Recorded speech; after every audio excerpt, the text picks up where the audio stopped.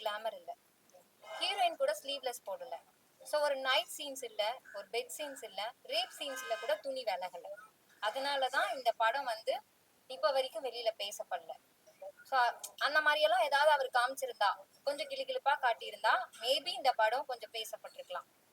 எனக்கு அந்த ஒர்க் இருக்கு, இந்த ஒர்க் இருக்கு, நான் இங்க இல்ல, நான் சென்னையில கிடையாது அப்படின்னு சொல்லி அவங்க வராம இருக்கிறாங்க. ஸோ எந்த ஆர்டிஸ்டா இருக்கட்டும், அவங்க நடிச்ச படத்துல வந்து அவங்களே வராம இருந்தா அந்த படம் எப்படி ப்ரொமோஷன் ஆகுன்றது. ஏன்னா திரைக்கு பின்னாடி ஒர்க் பண்ணவங்க டைரக்டரா இருக்கட்டும், ப்ரொடியூசரா இருக்கட்டும், கேமராமேனா இருக்கட்டும், டெக்னிக் செட்டிங் வந்து பின்னாடி தான் இருப்பாங்க. ஸோ திரையில யார் வராங்களோ அவங்க தான் அந்த படத்தை வந்து ப்ரொமோஷன் பண்றதுக்கு வரக்கூடியவங்க இருந்துட்டு. ஆனா இதே மாதிரி சின்ன சின்ன படத்துல வந்து நிறைய பேர் வந்து ப்ரொமோஷனுக்கு வரவே மாட்டேன்னு சொல்றாங்க இருந்துட்டு. அது என்ன பிரச்சனை அப்படின்னு சொல்லி தெரியல இருந்துட்டு. அவங்க உண்மையாவே இது வராம இருக்காங்களா, இல்ல இந்த படத்துக்கு நம்ம போக வேண்டாம். என்ன சார், எல்லாருக்குமே அழைப்பு கொடுத்தாச்சு சார், எல்லாருக்குமே அழைப்பு கொடுத்தாச்சு. என்ன சொல்றாங்க இந்த வாரம் வந்து நிறைய படம் ரிலீஸ் ஆகுது. ஆமாங்க சார். எத்தனை தியேட்டர் போட்டுக்கிறீங்க? ஏன்னா நிறைய தியேட்டர்லயே வந்து ஆடியன்ஸ் போறாங்கன்னு சொல்றாங்க. இப்போ கூட நீங்க சொன்னீங்க ஒரு தியேட்டர் வந்து கேன்சல் ஆயிடுச்சு. ஆமாங்க சார். இப்போ வந்து ஹெல்ப் பண்ண மாட்டாங்க, எந்த காரணம் சார்? இன்னைக்கு வந்து திருப்பூர்ல வந்து எனக்கு ஷோ கொடுத்துருந்தாங்க சார். நேரத்தே சொல்லியாச்சு சார். ஷோ வந்து இன்னைக்கு காலையில வந்து 40 பேர் போயிருக்காங்க, 40 பேருக்கு போயிருக்காங்க இன்னைக்கு திருப்பூர்ல. ஆனா ஷோ வந்து போடலாம் அவங்க. அதே மாதிரி ஈரோடும் அப்படிதான் இருந்துட்டு. ஈரோடும் எல்லாம் போயிட்டாங்க, காலையிலே டிக்கெட் வாங்க போயிட்டாங்க. ஷோ கேன்சல் சொல்லியிருக்காங்க. 10:30 மணி ஷோ எனக்கு கொடுத்துருந்தாங்க. எனக்கு டிக்கெட் எடுக்கங்க எல்லாமே போயிட்டாங்க. Show cancel. என்ன பிரச்சனைன்னு சொல்ல மாட்டேங்கிறாங்க. தியேட்டர் எடுத்து கொடுத்தவங்க சொல்ல மாட்டேங்கிறாங்க, அந்த உள்ள தியேட்டர் மேனேஜர்னு சொல்ல மாட்டேங்கிறாங்க. என்ன பிரச்சனை சொல்ல மாட்டாங்க. இங்க இருக்கிறேன் நான் என்ன பண்றது இருந்துட்டு. அது பிறகு 1:15 மணி ஷோ அப்படின்னு சொல்லியிருக்காங்க. அவங்க அவ்வளவு நேரம் ஃபேமிலியோட வந்திருக்காங்க, எல்லாருமே குழந்தை குட்டியோட வெயிட் பண்ணிருக்காங்க, எல்லாம் கம்பெனில ஒர்க் பண்ண முடியுங்க அப்படின்னு சொல்லிட்டு. அதே மாதிரிதான் இந்த 2 இடத்துலயுமே இதே மாதிரி சொல்லிட்டு. நிறைய இடத்துல இதே மாதிரிதான் ஷோ வந்து கேன்சல் ஆகிட்டு இருக்கு. என்ன ப்ராப்ளம் இல்லை, மக்கள் போய் அங்க கேன்சல் ஆகுது. சின்ன படத்துக்கு தான் இப்படி இருக்குதா, இல்ல பெரிய படத்துக்கு இப்படி சேர்ந்துருக்கான்னு எனக்கு தெரியல இருந்துட்டு. ஏன்னா நாங்க வந்து தியேட்டர் வந்து அதிகமான ஒரு தியேட்டர் நாங்க எடுத்து போட்டா எங்களுக்கு அது பிரச்சனை கிடையாது. குறைவான தேர்ந்தெடுத்தா நாங்க செலக்ட் பண்ணி போடுவோம். ஆனா செலக்ஷன் பண்ணி போடக்கூடிய இடத்துலயே இதே மாதிரி பிரச்சனைகளை நாங்க சந்திக்க வேண்டியதா இருக்கு. ஆர்டிஸ்ட் வேல்யூ இல்லைனாலதான் சார். ஆர்டிஸ்ட் வேல்யூ இல்லைன்னு என்ன இருக்குது? இல்ல எல்லாமே சார் இருக்கிறாங்க. சார் ஆர்டிஸ்ட் இல்லையா இருந்துட்டு, அவங்க ஒரு பாட்டு படிச்சிருக்காங்க, எல்லாமே ஆர்டிஸ்ட் தான் போட்டிருக்கிறது. ஆர்டிஸ்ட் வேல்யூ கதை இருக்கு சார். என் படத்துல கதை இருக்கு, நம்பிக்கை இருக்கு, எனக்கு படம் நல்லா வந்திருக்கு, நல்லா பண்ணியிருக்கிறோம் வந்துட்டு. அதே மாதிரி எல்லாமே ஆர்டிஸ்ட் போட்டு தான் பண்ணியிருக்கேன் நான் வந்துட்டு. சார் ஹீரோயின் வந்து சக்தி காயத்ரி ரேமா பண்ணியிருக்காங்க சார். ஹீரோ வந்து சக்தி சிவன் பண்ணியிருக்காங்க. அது இல்லாம நிறைய ஆர்டிஸ்ட் நிறைய பண்ணியிருக்கேன் சார். எல்லாமே பெரிய பெரிய படங்கள் பண்ணவங்க தான். எல்லாமே பெரிய பெரிய படத்துல நடிச்சவங்க தான் நானும் இதுல யூஸ் பண்ணியிருக்கேன். புதுமுகம் சொல்லிட்டு வந்து கம்மியானவர் தான் வாய்ப்பு கொடுத்துருக்கேன். இதான் உண்மை. சார் காசு கேட்கறதை விட தாண்டி அவங்க காசுங்கிறது மென்ஷன் பண்ண மாட்டாங்க. அவங்க வந்து வாரேன் வாரேன் அப்படின்னு சொல்லிட்டு கடைசியில வந்து கால் பண்ணா கூட எடுக்க மாட்டேங்கிறாங்க. இதுக்கு நாங்க என்ன பண்றது வந்துட்டு. நாங்க கோவிக்கவே முடியாது அவங்கள்ட்ட எதுவும். ஏன்னா எங்களுக்கு நாளைக்கு அவங்க தேவை. நான் இன்னொரு படம் பண்ணும்போது நான் அவங்க கிட்ட தான் போய் நிக்கணும். நான் சார் வேற வழி இல்ல சார். நாங்க வேற என்ன பண்றது வந்துட்டு. இப்போ ஒரு படத்தை, ஒரு சின்ன படத்தை நாங்க ஓடிடி கொடுக்கணும்னு சொன்னா கூட யார் ஆர்டிஸ்ட், யார் நடிச்சிருக்காங்க அதுதான் கேக்குறாங்க. அது பிறகுதான் இதுக்குள்ள கதையை பார்க்க வாங்குறாங்க. ஆர்டிஸ்ட் இல்ல அப்படின்னு சொல்லி போட்டோ கார்டுல இருந்தாலே இது என்னடா அப்படின்னு சொல்லிட்டு போயிடுறாங்க. அப்ப அந்த படத்துல வந்து ஒரு 5 ஆர்டிஸ்ட் 10 ஆர்டிஸ்ட் போட்டாதான் சரி அந்த படத்தை நம்ம பார்ப்போம், ப்ரீவியாவது போய் பார்ப்போம் அப்படிங்கிற இடத்துலதான் இன்னைக்குள்ள சினிமா இருக்கு சார். சார் இந்த படத்தை பொறுத்தவரை ஆதேஷ் பாலா சார் வந்து ஒரு பாட்டு படிச்சிருக்காங்க சார், கருப்பா சாங்கு. அந்த பாட்டு ரொம்ப அருமையா வந்திருக்கு. சொல்ல போனா இவர் அந்த பாட்டு படிக்கிற மாதிரி ஐடியாவே இல்ல. ஷூட்டிங் ஸ்பாட்ல வந்து ஷூட் பண்ணிட்டு இருக்கும் பொழுது இவர் சும்மா பாடிட்டு இருக்கும்போது, சார் இந்த பாட்டை ஒரு சாங் இருக்கு பாடிக்கிறீங்களா அப்படின்னு சொல்லும்போது, இல்லப்பா நம்ம வந்து சும்மா பாத்ரூம் சிங்கர் மாதிரி அதெல்லாம் செட் ஆகாது அப்படின்னு. இல்ல சார் நீங்க கண்டிப்பா நல்லா இருக்கு சார், உங்க குரலை வந்து மியூசிக் டைரக்டருக்கு வந்து ஒரு ஏதாவது ஒன்று பாடி நீங்க அனுப்புங்க, அவர் பார்த்துட்டு ஏதாவது முடிவு பண்ணுவாரு அப்படின்னு சொன்னேன் வந்துட்டு. அதுக்கு ரொம்ப கூச்சப்பட்டாரு இருந்துட்டு. ரொம்ப வலுக்கட்டாயமா தான் இவர்கிட்ட வந்து வாட்ஸ்அப்ல ஒரு சின்ன ஒரு இது மாதிரி ஒரு ஆடியோ ஒரு வாங்கி அவருக்கு அனுப்பின பிறகு அவர் வந்து சரி வாய்ஸ் டெஸ்ட் எடுப்போம் அப்படின்னு சொன்னாங்க இருந்துட்டு. அது ஒரு வாய்ஸ் டெஸ்ட் எடுத்த பிறகு இல்ல சார் பாடுங்க அப்படின்னு சொல்லும்போது அதுக்கப்புறம் வேண்டாம்னு சொன்னாரு. இல்ல எனக்கு ஒரு பயம் வருது எனக்கு, ஏன்னா ஃபர்ஸ்ட் சாங்கா வேற ஏதாவது சாங் இருந்தாலும் பரவாயில்ல, இது வந்து ஒரு கருப்பு சாமி பாட்டு அப்படிங்கிற பட்சத்தில் அதுக்கு நிறைய எஃபோர்ட் பண்ணு வந்துட்டு, பேசாம கொஞ்சம் பெரிய ஆளா வந்து பாரு, ஆனா அவங்க நல்ல பெரிய சிங்கரா இருந்தா அவங்க கரெக்டா இது பண்ணுவாங்க அப்படின்னு சொன்ன பிறகு இல்ல நீங்க பாடுங்க சார், தைரியமா பாடுங்க அப்படின்னு. அப்புறம் மியூசிக் டைரக்டர் கொஞ்சம் எஃபோர்ட் கொடுத்தாரு. இதுல என்னன்னா ஸ்டுடியோல என்ன நினைச்சீங்கன்னா பாடிட்டே இருக்கும்போது அவர் சொன்னார் இல்ல நம்ம இன்னொரு நாள் பிரேக் எடுத்து இன்னொரு நாள் வைப்போம், எனக்கு அந்த அளவுக்கு ஒரு இது வரல கொஞ்சம் இன்னொரு, ஆனா நான் இல்ல இன்னைக்கே முடிச்சிருக்கேன் சார் அப்படின்னு சொல்லி பாடினாரு. உண்மையில பாட்டு அருமையா இருக்கு sir. Full and full help பண்ணி கொடுத்தது எனக்கு ஆதேஷ் பாலா தான் சார். சார் ஷூட்டிங் ஸ்பாட்ல வச்சு இவர் வந்து சும்மா அந்த பாடிட்டு இருக்கும்போது அவர்கிட்ட கேட்டேன். அவர் சொன்ன அவரே சொல்லிட்டாரு, நான் பாத்ரூம் சிங்கர் அப்படின்னு சொல்லிட்டாரு ஓப்பனாவே. எனக்கு பாடலாம் வராது அப்படின்னு. அதே மீறி தான் நான் கூப்பிட்டேன். இந்த மியூசிக் டைரக்டருக்கு வந்து குரல் நீங்க அனுப்புங்க சார் பாப்போம், வந்துட்டு செட் ஆச்சுன்னா பாப்போம் அப்படின்னு. அப்பவும் கூச்சப்பட்டு தான் இருந்தாரு. அது பிறகு அனுப்பி விட்ட பிறகு தான் சரி ஓகே ஆச்சு பாடினாரு. பாட்டு அருமையா வந்திருக்கு சார். தமிழ் சினிமால வந்து எல்லா ஹீரோயின் மேக்ஸிமம் வந்து ப்ரொமோஷன் வர மாட்டாங்க. ஆமாங்க ஹீரோ சார். கம்பல்சரி வருவாங்க. ஆமாங்க சார். உங்க ஹீரோ அவ்வளவு பெரிய ஆளா ப்ரொமோஷன் வர மாட்டாரு சார். நாங்க கூப்பிட்டாச்சு, அவருக்கு அழைப்பு விடுத்தாச்சு சார். அவர் வந்து தௌலத் எல்லாம் பண்ணாங்க, தௌலத்து ஆட்சி தேவை படம் எல்லாம் பண்ணாங்க. அவர் பேர் சக்தி சிவன். இப்போ அவருக்கு 2 படம் போயிட்டு இருக்கு, இல்லைன்னு சொல்லல. ஆனா அவர் கால் பண்ணா எனக்கு அடிபட்டு போச்சு, நான் ஹாஸ்பிட்டல்ல இருக்கிறேன் அப்படின்னு சொல்றாரு. இருந்துட்டு அவருக்கு ஆல்ரெடி ஒரு 10 இயர்ஸ் அந்த வலது காலில் அடிபட்டு கொஞ்சம் இதா இருந்துச்சு. ஆனா ஏன்டா நான் கால் பண்ணும்போது முந்தானத்தை கூட அதான் சொன்னாரு, எனக்கு உடம்பு சரியில்லை அப்படின்டா, இல்ல வர முடியாது.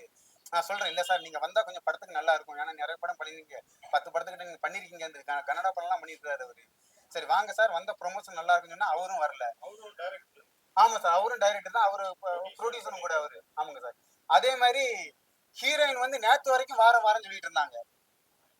நேத்து வரைக்கும் அவங்க அம்மா கால் பண்ணாங்க, கண்டிப்பா வந்துருந்தோம். யாரெல்லாம் வாராங்க கேட்டாங்க, நான் எல்லாமே வராங்க மேடம், டீம்ல உள்ளவங்க எல்லாமே வராங்க, நீங்களும் வந்துருங்க அப்படின்னு. கடைசியில் இன்னைக்கு கால் பண்ணா நான் சென்னையிலே கிடையாது, நான் கேரளாவுக்கு போயிட்டேன், அங்க போயிட்டேன், இங்க போயிட்டு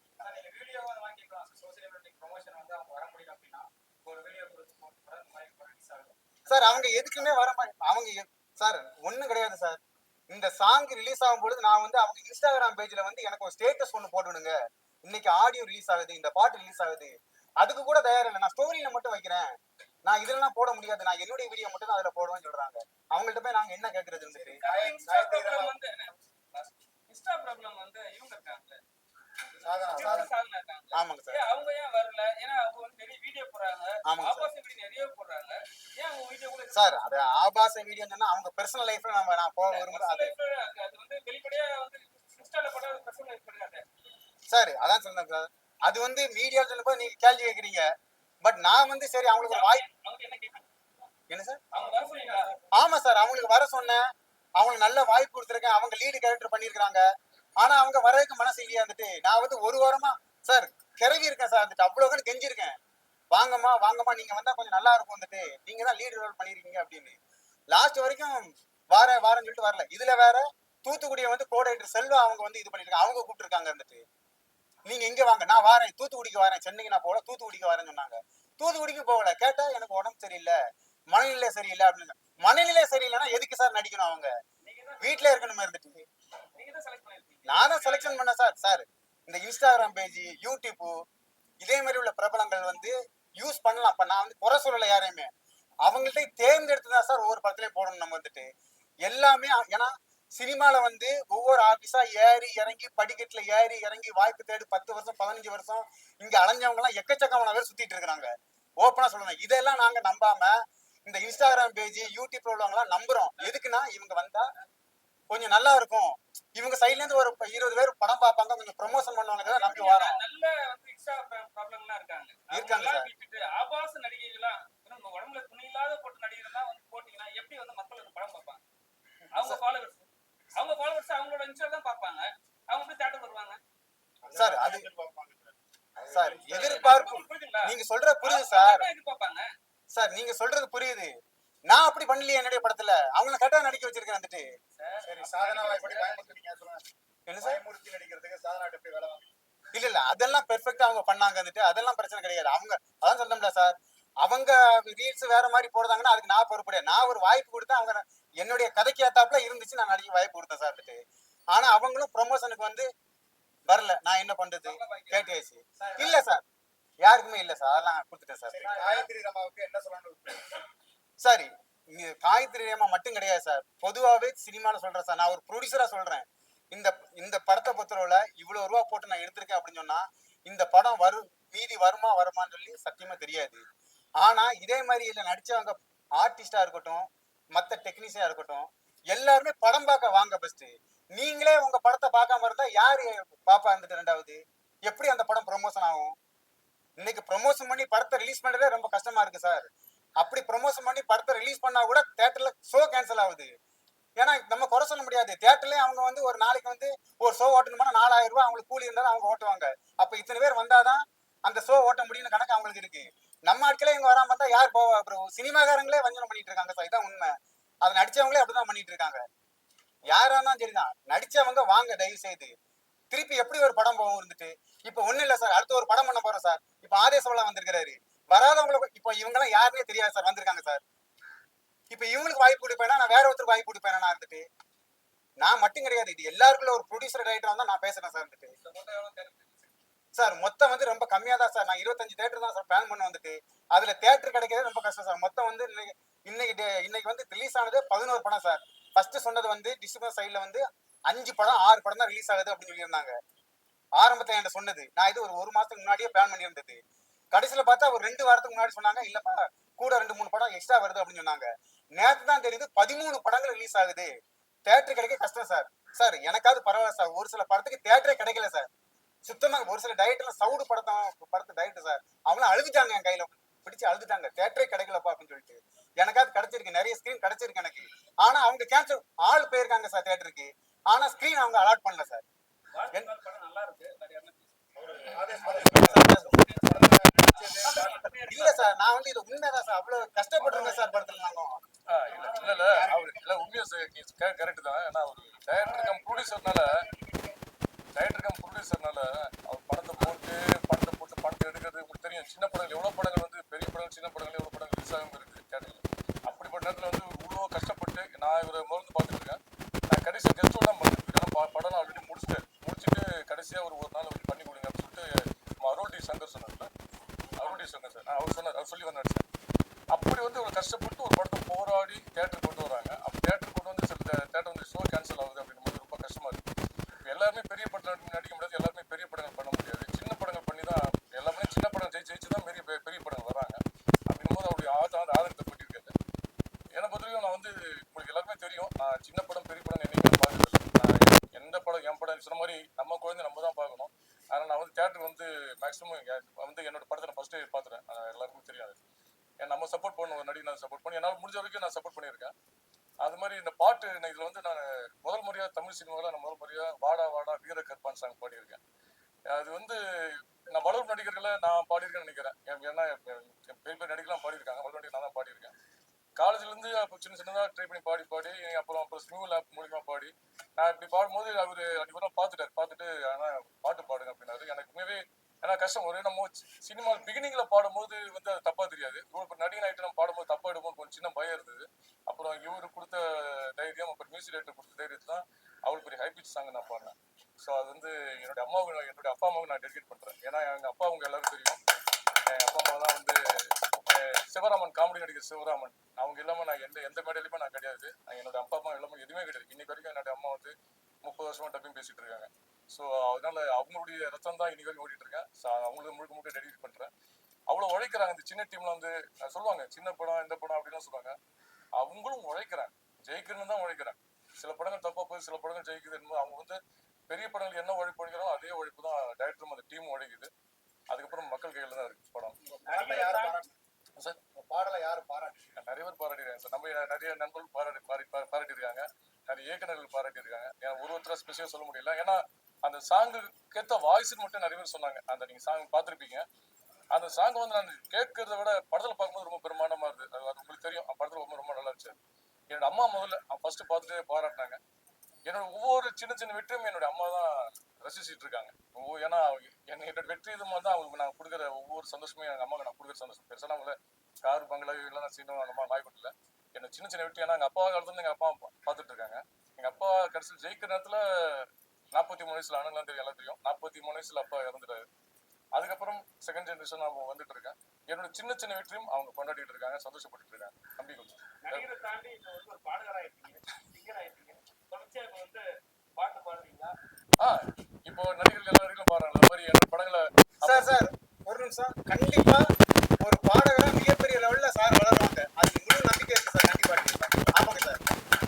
ரொம்ப சந்தோஷம். இந்த மாதிரி தான் அது நான் நடிகர் படத்துல பாடம் இப்போ 2 பேர் கேட்டிருக்காங்க. அது இது மாதிரி ஆல்பம் சாங்ஸ் எல்லாம் கேட்டிருக்காங்க. மெசஞ்சர்ல பழக்கம். ஸோ அந்த பழக்கத்துக்காக தான் வந்தேன். இந்த மாதிரி நான் ஃபர்ஸ்ட் என்ன சொல்லுவேன்னா, இந்த மாதிரி சின்ன பட்ஜெட் படத்துக்கு தொடர்ந்து ஆர்டிஸ்ட் எல்லாம் சப்போர்ட் பண்றாங்க இல்லையா, நடிக்கணும்னு வந்துடுறாங்க, அந்த ஆர்வத்துக்கு வந்து நடிக்கிறாங்க. ஸோ அது வெளியிடும் போதும் வந்து சப்போர்ட் பண்ணணுங்கிறது நான் கண்டிப்பா கேட்டுக்கிறேன். ஸோ இந்த படத்துக்கு ஏன் ப்ரொமோஷன் இவ்வளவு தூரம் வரல, இந்த படம் இனிமே வெளியவே தெரியல, அதுக்கு என்ன ரீசனா இருக்கும்னா, இந்த படத்துல கிளாமர் இல்ல, ஹீரோயின் கூட ஸ்லீவ்லெஸ் போடல. ஸோ ஒரு நைட் சீன்ஸ் இல்ல, ஒரு பெட் சீன்ஸ் இல்ல, ரேப் சீன்ஸ்ல கூட துணி விலகல. அதனாலதான் இந்த படம் வந்து இப்ப வரைக்கும் வெளியில பேசப்படல. ஸோ அந்த மாதிரி எல்லாம் ஏதாவது அவர் காமிச்சிருந்தா, கொஞ்சம் கிளுகிளுப்பா காட்டியிருந்தா மேபி இந்த படம் கொஞ்சம் பேசப்பட்டிருக்கலாம். அதனாலதான் ஆபாசமாக தான் பேசப்படும். கண்டிப்பா ஆபாசமா இருக்கிறதுனால தான் இன்னைக்கு நீங்க எல்லாரும் வந்து பேசிட்டு இருக்கீங்க. திருச்சி சாதனா ஆபாசமா வீடியோ போட்டிருக்காங்க. அது பெரிய படம், அதனால கொண்டாடிட்டு இருக்காங்க. கொண்டாடுறதுக்கு ஆட்கள் இருக்காங்க ஒரு ஒரு மூலையிலயும். அதுல நடிச்ச ஒருத்தருக்குமே ஒரு ஒரு செட் ஆஃப் பீப்புள்ஸ் இருக்காங்க, ஃபாலோயிங்ஸ் இருக்காங்க. இதுல யாரு இருக்கா? யாருமே இல்லல்ல. அவர் போட்டவர் தான் உட்கார்ந்து புலம்பிக்கிட்டே இருக்காரு. அவரை பத்தி பேசுறதுக்கோ, அவர் எடுத்ததை பத்தி பேசுறதுக்கோ, இல்ல உள்ள நடிச்சவங்களே வந்து பேசுறதுக்கோ இல்ல. அப்படி பேச ஆரம்பிச்சுட்டு அவரும் அந்த மாதிரி அவருக்கு தேடி போறாரு. இல்ல அவர் என்ன நினைச்சிருக்காருன்னா, சரி நமக்கு ஒரு ஃபேம் இல்ல, சரி ஒரு ஃபேமா இருக்கிற ஒருத்தரை போட்டாது நமக்கு ஏதாவது சப்போர்ட் பண்ணுவாங்க, அவங்க எப்படி இவர் சப்போர்ட் எதிர்பார்த்தாங்களோ அந்த மாதிரி இவர் அவங்க சப்போர்ட் எதிர்பார்த்திருக்காரு. அவங்க சைட்ல இருந்து அது கிடைக்கல. சோ இப்ப திருச்சி சாதனா அவங்க பர்சனலா எப்படி வீடியோ போட்டிருந்தாலும் இந்த படத்துல அவர் அவங்கள நல்லா தான் காமிச்சிருக்காரு. அவர் அவ்வளவு ஆபாசமா இந்த படத்துல அவங்கள காட்டல. ஒருவேளை அதனாலதான் வரலையோ. பெரிய படத்துக்கு அவங்க ப்ரொமோஷன் வராங்க, ஆடியன்ஸ் தான் வராங்க. பெரிய படங்கிறதுனால வந்துட்டாங்க. பெரிய படத்துக்கு அவங்க வரதே ப்ரொமோஷன். சின்ன படத்துக்கு அவங்க வந்தா தெரிய போறது இல்லைல்ல, அதனால அவங்க வரது இல்ல. அது இப்ப நான் என்ன சொல்றேன்னா, இந்த அளவுக்கு இவ்ளோ மீடியா வந்து சப்போர்ட் பண்ணுது இல்லையா, இந்த மாதிரி உள்ள இருக்க ஆர்டிஸ்ட், கொஞ்சம் பெரிய பெரிய ஆர்டிஸ்ட் வந்து சின்ன சின்ன படங்களுக்கு சப்போர்ட் பண்ணா, ஏன்னா இன்னைக்கு பெரிய லெவல்ல இருக்க எல்லாருமே இந்த மாதிரி சின்ன படங்களை சந்திச்சு தான் வந்திருப்பாங்க. சோ இவருக்கு யாராவது நண்பர்களா இருக்காங்க, ஃப்ரெண்ட்ஸ் லிஸ்ட்ல இருக்காங்க, இதுல நடிச்சவங்கள ஃப்ரெண்ட்ஸ் லிஸ்ட்ல இருக்காங்கன்னா எல்லாரும் முதல்ல கலாய்க்கிறத நிறுத்திட்டு, அவங்கள பாத்தீங்கன்னா இப்படி ஒரு மொக்க படத்துல நடிச்சிருக்க, ஏதோ ஒண்ணு எந்த விஷயமும் ஃபால்ட்டா இருக்கும், இருந்துட்டு போகுது, குறைகள் தான் ஒரு இடத்துல போய் நிறைவாக போகுது, அந்த குறைகள் எல்லாம் சரி செய்யற மாதிரி இருக்கிற நிறைவா பேசி எல்லாருமே ஒரு சப்போர்ட் பண்ணா கண்டிப்பா இந்த மாதிரி சின்ன படங்கள் நிறைய தியேட்டருக்கு வரவேற்கப்படும், நிறைய தியேட்டர்ல கேன்சல் ஆகாம ஓடும், நிறைய சப்போர்ட்டும் கிடைக்கும். ஆபாசம் நடிச்சா மட்டுமே படம் நல்லா வந்து